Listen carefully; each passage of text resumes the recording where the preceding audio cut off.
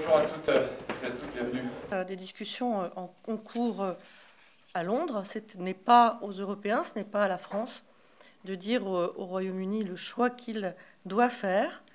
Nous attendons, mais nous leur disons aussi que le temps presse.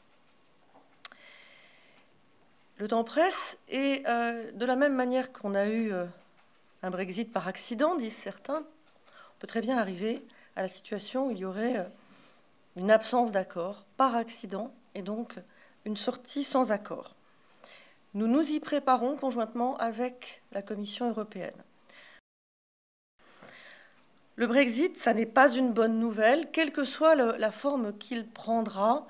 C'est une forme de dégradation de notre relation avec le Royaume-Uni. Il ne peut pas y avoir de Brexit indolore malgré nos meilleurs efforts.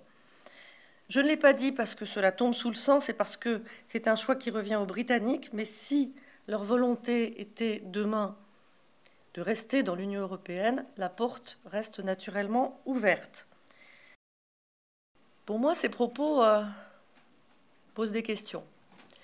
Est-ce que ça rend service au peuple italien? Est-ce que ça contribue au bien-être du peuple italien, ce qui est normalement la préoccupation du gouvernement italien? Je ne le pense pas.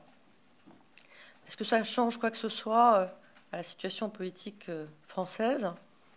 Je ne le crois pas non plus. Je pense donc que ce sont des propos inutiles et je n'irai pas plus loin dans le commentaire. Ils sont évidemment inamicaux. Alors, vous savez, en France, on a une expression qui dit que ce qui est excessif est insignifiant. Et donc, quand des propos sont excessifs à la fois par leur ton et par leur nombre, ils deviennent insignifiants. Vous parlez de mesures de rétorsion.